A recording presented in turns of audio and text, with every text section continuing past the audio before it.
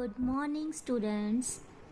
तो आज हमने इरेशनल नंबर्स के बारे में पढ़ना है, जो कि हम लास्ट 9th क्लास में भी पढ़ के आ चुके हैं।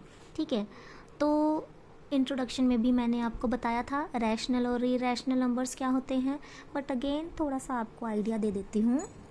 रैशनल नंबर्स ऑब्वियसली वो होंगे जो कि इरेशनल नहीं होंगे, है ना। तो यानी कि रैशनल नंबर्स तो आप ऐसे लिख सकते थे ना, कैसे, जैसे कि a/b की फॉर्म में, और b होता था नॉट इक्वल्स टू 0, और ये दो नंबर्स होते थे को प्राइम, है ना।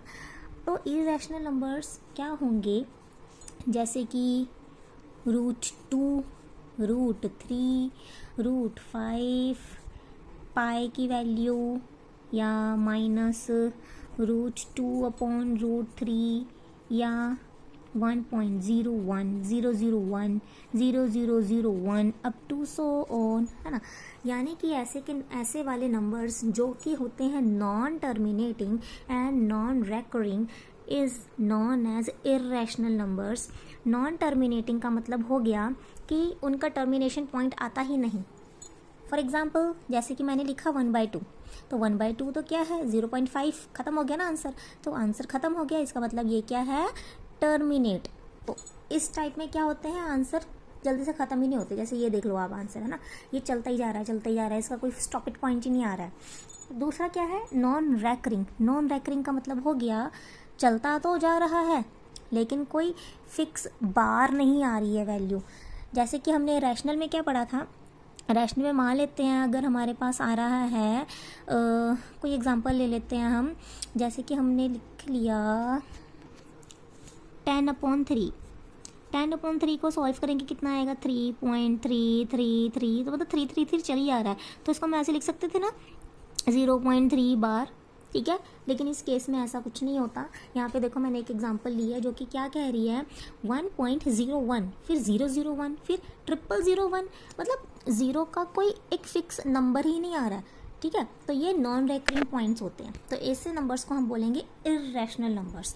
तो आज के टॉपिक में हमने पढ़ना है वाई √2, √3, √5, √7 जो भी रूट में प्राइम नंबर्स हैं वो इरेशनल नंबर ही क्यों कहलाते हैं, रैशनल क्यों नहीं कहलाते हैं। तो इसको करने के लिए सबसे पहले हम मान ही लेते हैं कि हमारे पास जो √2 है ना वो अपने पास है रैशनल, तो इसको अब हम करेंगे गलत साबित। ठीक है, तो मान ही लेते हैं कि ये क्या है, लेट √2 इज़ रैशनल। अगर ये रैशनल होगा तो इसको हम a/b की फॉर्म में लिख सकते हैं। a/b का मतलब क्या होएगा, b not equals to 0 and HCF of a/b is equals to 1। इसको नंबर 1 ले लेते हैं। ab इज़ 1, मतलब ये ab क्या है, को प्राइम नंबर्स है। ठीक है, अब हम करते हैं, रूट अच्छा नहीं लग रहा तो कर देते हैं squaring on both side. Squaring on both side, तो रूट से 2 कैंसिल होके 2 आ गया, यहाँ पे आ जाएगा अपना a² b²। अब कर देते हैं क्रॉस मल्टीप्लाई। क्रॉस मल्टीप्लाई करके अपने पास आ रहा है, क्या आ रहा है, a² is equals to 2b²। अब यहाँ पे 2 तो देखो a² को डिवाइड कर रहा है, वेयर 2 डिवाइड्स a²। अगर भाई a² को डिवाइड कर रहा है तो ये a को भी तो डिवाइड करेगा, है ना, पता लग गया। अगर स्क्वायर का कर रहा है, क्यूब को कर रहा है, तो वो इटसेल्फ खुद के नंबर को भी करेगा। नाउ अगर ये इसको डिवाइड कर रहा है तो हम इसको क्या लिख सकते हैं, a is equals to 2c। c मतलब कुछ भी एक पॉजिटिव इंटीजर ले लेते हैं, कोई भी इंटीजर ले लेते हैं। जैसे हम जब डिवाइड करते हैं तो क्वेश्चन आता है ना एक अपने पास, तो हम उसकी जगह हम यहाँ पे c लिख रहे हैं। ठीक है, फॉर सम इंटीजर c, तो हमने c एक कोई भी इंटीजर ले लिया। अब हम इसकी वैल्यू को पुट कर देंगे इस सेकेंड नंबर इक्वेशन में। इसको आप सेकेंड नंबर ले लेना, put a is equals to 2c in equation 2।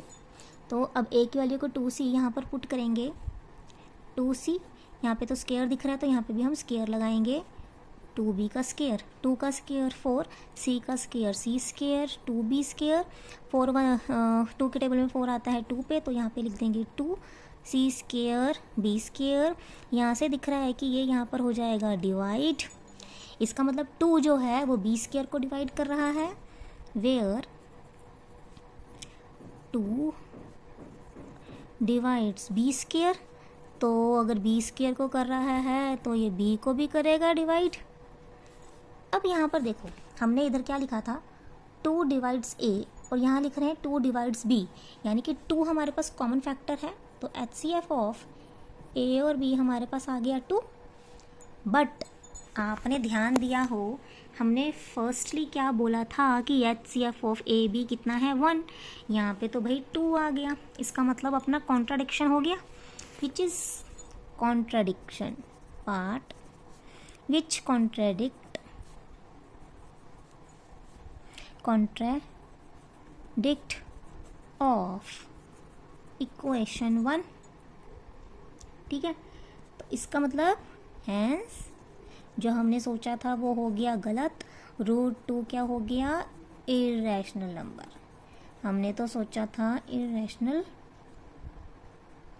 Number, क्योंकि हमने तो क्या सोचा था कि √2 क्या है, रैशनल है, लेकिन हमने कॉन्ट्राडिक्शन से इसको कर दिया गलत साबित। तो अब हमारे पास आ गया √2 क्या होता है, इरेशनल, मतलब जो हम सोच रहे थे वो गलत है, जो आप कह रहे थे वो ठीक है। ठीक है, तो एक बार दोबारा से गो थ्रू हो जाते हैं। मान लेते हैं √2 रैशनल है, तो रैशनल मतलब a/b की फॉर्म में लिख सकते हैं, HCF आ जाएगा 1, स्क्वायरिंग कर दी हमने बोथ साइड पे, तो कितना आ जाएगा, √2 का स्क्वायर 2 और a/b का स्क्वायर स्क्वायर में लिख दिया। क्रॉस मल्टीप्लाई करेंगे तो अपने पास आ जाता है a square is equals to 2b square. 2 को हमने यहाँ पे शिफ्ट किया, मल्टीप्लाई था तो यहाँ पे डिवाइड आ जाएगा, तो यानी कि 2a स्क्वायर को डिवाइड कर रहा है तो 2a को भी डिवाइड करेगा। अगर 2a को डिवाइड कर रहा है तो a की वैल्यू हम 2c लिख सकते हैं, क्योंकि यहाँ पे 2 है तो 2 लिखना है, c कोई भी एक पॉजिटिव इंटीजर लिख लिया हमने। इस a की वैल्यू को हमने सेकेंड इक्वेशन में फिल किया, फिल करके अपने पास आ रहा है 2c का होल स्क्वायर, और 2b ऐसी था तो ऐसे ही लिख दिया। ठीक है, इसको ओपन करेंगे तो आएगा 4c स्क्वायर, 2 से 4 कैंसिल आउट होके 2 आया।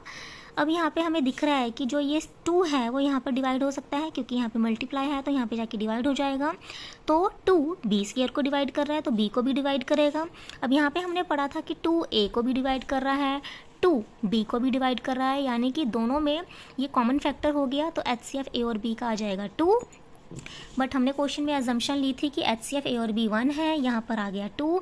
That means our contradictory part will be here, that means √2 is not a rational number, it is irrational number. ठीक है, होप सो आपको ये क्वेश्चन समझ आया होगा। अगर आपको कोई भी डाउट आता है या कुछ समझना है तो प्लीज़ आप मुझे कमेंट बॉक्स में बताएंगे। ठीक है, अगर ठीक लगे आपको ये कंसेप्ट तो प्लीज़ अपने दोस्तों के साथ शेयर करना, लाइक एंड सब्सक्राइब करना। Bye bye, take care.